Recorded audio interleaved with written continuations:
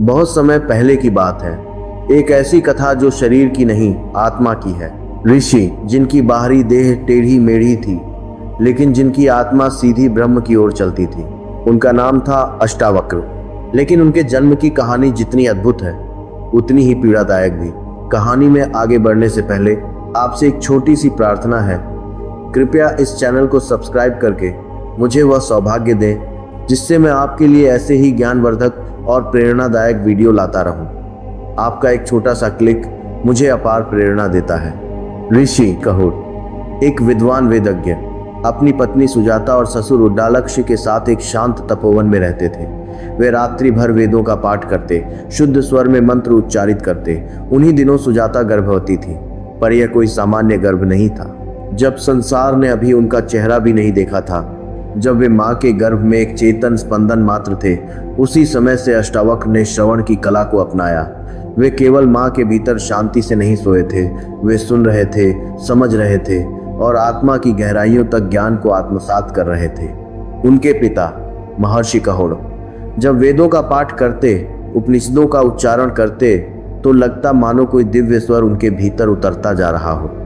गर्भस्थ अष्टावक्र हर मंत्र को, हर ध्वनि को आत्मा के कण कण में समाहित कर रहे थे। यह कोई साधारण बालक नहीं था, यह तो वह था जो जन्म से पहले ही आत्मज्ञान की ओर बढ़ चला था। वो क्षण कल्पना से परे है। एक अजन्मा शिशु जो अभी संसार की रोशनी से भी परिचित नहीं हुआ, वो ब्रह्म की ज्योति को अपने भीतर अनुभव कर रहा है। संसार जहां बाहर से ज्ञान की खोज में भटकता है, वहीं अष्टावक्र ने गर्भ में ही उस परम सत्य को सुनते सुनते जान लिया। एक रात जब ऋषि कहोड़ एक मंत्र का पाठ कर रहे थे, तभी गर्भ में पल रहे बालक की ओर से एक गंभीर वाणी गूंजी, पिताश्री, आप वेदों का उच्चारण शुद्ध नहीं कर रहे। सभी चौंक गए। ऋषि कहोड़ को यह घोर अपमान लगा। उन्होंने क्रोध में आकर गर्भस्थ बालक को शाप दे दिया, जैसे तू वक्र वाणी करता है, वैसे ही तेरा शरीर 8 स्थानों से वक्र होगा।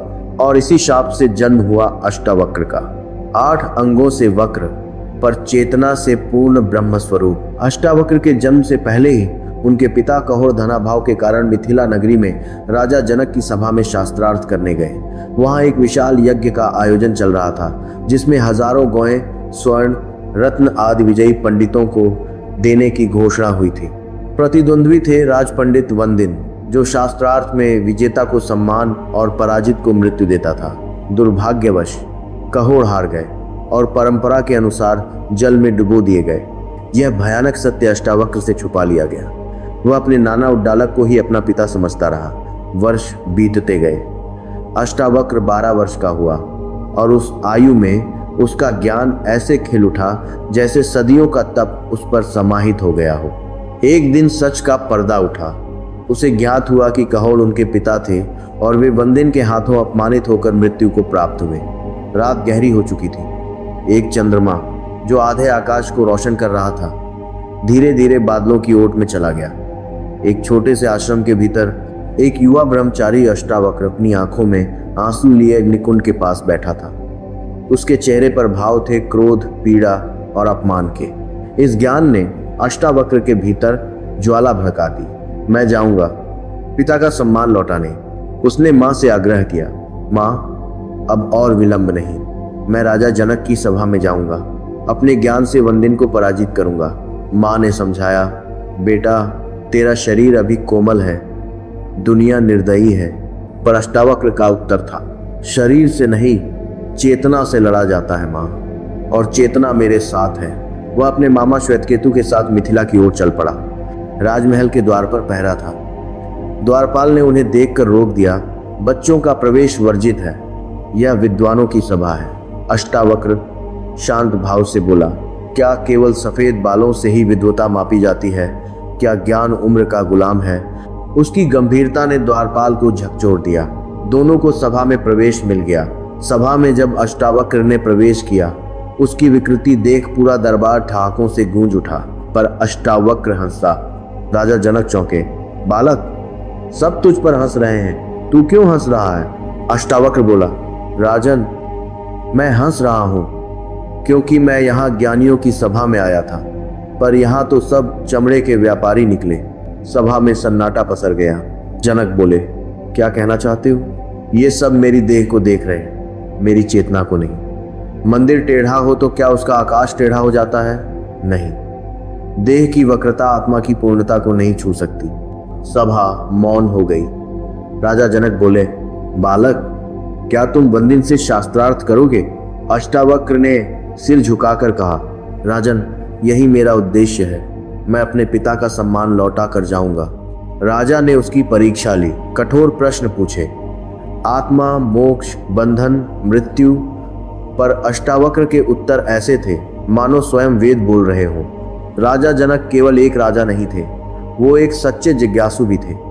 उन्होंने अष्टावक्र से वे प्रश्न पूछे जो हर जागरूक आत्मा को कभी न कभी भीतर से झकझोरते हैं। पहला प्रश्न, आत्मा क्या है? राजा जनक ने पूछा, हे महामुनि, कृपया बताएं कि यह आत्मा क्या है। क्या यह शरीर है, मन है या बुद्धि? अष्टावक्र ने उत्तर दिया, राजन, आत्मा न शरीर है, न मन, न बुद्धि। आत्मा वह है जो देखता है पर किसी में लिप्त नहीं होता। वह साक्षी है जो देखने वाला है, जानने वाला है, पर करता नहीं। जब तुम यह जान लेते हो कि तुम देह नहीं, केवल ज्ञाता हो, तब तुम आत्मा को जान लेते हो। वह अनादि है, अजर है, अमर है, निर्लेप है। दूसरा प्रश्न, बंधन क्या है? जनक ने पूछा, गुरुदेव, यदि आत्मा इतनी मुक्त है तो फिर मनुष्य बंधता कैसे है? अष्टावक्र ने मुस्कुरा कर कहा, बंधन कोई वस्तु नहीं, केवल भ्रम है। जब आत्मा स्वयं को शरीर मानने लगती है, जब वह मैं करता हूँ, मैं भोगता हूँ के अहंकार में उलझ जाती है, तभी बंधन उत्पन्न होता है। जब मैं देह नहीं हूँ का भाव जागता है, वहीं से मुक्ति प्रारंभ होती है। बाहर कोई बंधन नहीं है, सारे बंधन भीतर है, मन में, मिथ्या पहचान में, इच्छाओं में। तीसरा प्रश्न, मुक्ति क्या है? राजा जनक ने जिज्ञासा की, तो फिर मुक्ति क्या है और वो कैसे प्राप्त होती है? अष्टावक्र ने उत्तर दिया, राजन, मुक्ति कोई स्थान नहीं जहां जाना होता है। मुक्ति कोई वस्तु नहीं जिसे पाना होता है।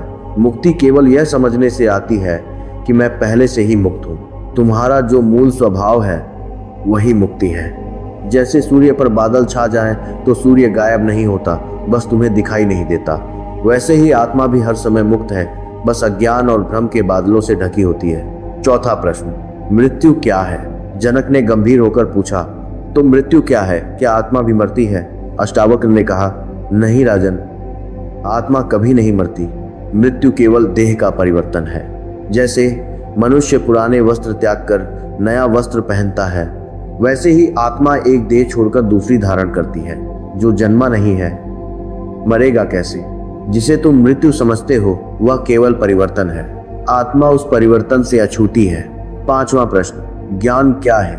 जनक ने पूछा, गुरुदेव, फिर ज्ञान किसे कहते हैं? अष्टावक्र बोले, राजन, सच्चा ज्ञान वही है जो आत्मा को जाने, जो यह समझ ले कि मैं देह नहीं हूँ, न मन हूँ, न बुद्धि हूँ, मैं केवल साक्षी हूँ। ज्ञान किताबों से नहीं आता, अनुभव से आता है, और सबसे महान अनुभव है स्वयं को जान लेना।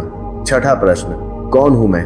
राजा जनक ने मौन होकर पूछा, तो अंततः मैं कौन हूं? अष्टावक्र ने उत्तर नहीं दिया।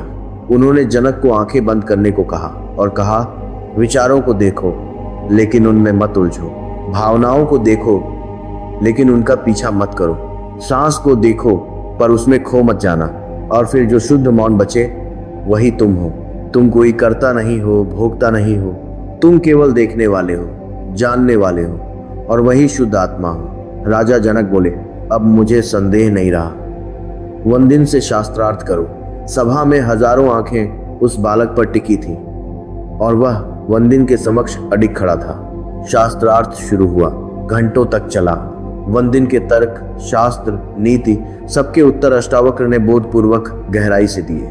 आखिर में वंदिन मौन हो गया। पूरी सभा अष्टावक्र की जय के नारों से गूंज उठी। अब अष्टावक्र ने सभा की ओर देखा और बोला, जैसे वंदिन ने मेरे पिता और अन्य ब्राह्मणों को जल में डुबोया, वैसा ही उसे भी करना चाहिए। सभा मौन थी, राजा जनक मौन थे। अष्टावक्र बोला, क्या न्याय का मौन समर्थन भी अन्याय नहीं होता? राजा जनक बोले, हे महामुनि, आप साक्षात अग्नि हैं, जो आप उचित समझें वही न्याय है। वंदिन ने सिर झुकाकर कहा, मैं यह दंड स्वीकार करता हूँ। मुझे अपने पिता वरुण देव के दर्शन होंगे, यह मेरे लिए वरदान होगा। और तब उसने अष्टावक्र को एक वरदान दिया, अभी इसी क्षण आपके पिता और अन्य सभी ब्राह्मण जल से प्रकट होंगे। और ऐसा ही हुआ। जल से चमत्कारिक दृश्य प्रकट हुआ। हर्षि कहोड़ और अन्य ब्राह्मण जल से बाहर निकले। अष्टावक्र ने अपने पिता को देखा और उनके चरणों में झुक गया। पूरी सभा भाव विभोर थी। अगले दिन राजा जनक ने राजमहल को सजवाया। अष्टावक्र के लिए उच्च सिंहासन लगाया गया।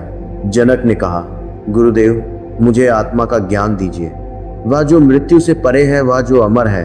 तब अष्टावक्र बोले, राजन, जब तक तुम स्वयं को शरीर मानते हो तुम संसार में बंधे हो, पर जब जान लेते हो कि मैं न करता हूँ न भोगता हूँ, केवल साक्षी हूँ, तभी मोक्ष का द्वार खुलता है। इन संवादों से जन्म हुआ अष्टावक्र गीता का, एक ऐसा ग्रंथ जो आत्मा की शांति में लय हो जाता है। तुम वही हो जो जन्मा नहीं, मरता नहीं। तुम वह हो जो देखता है पर बंधता नहीं। जब तुम यह जान लेते हो तभी मुक्ति है। तो मित्रों, यह थी अष्टावक्र की वह कथा जो केवल एक ऋषि की नहीं बल्कि हर उस आत्मा की है जो बाहर से टूटी हुई हो लेकिन भीतर से पूर्ण हो। अगर आपको यह कथा दिल को छू गई हो तो इसे लाइक करें, शेयर करें और ऐसे ही आध्यात्मिक कथाओं के लिए सब्सक्राइब करें।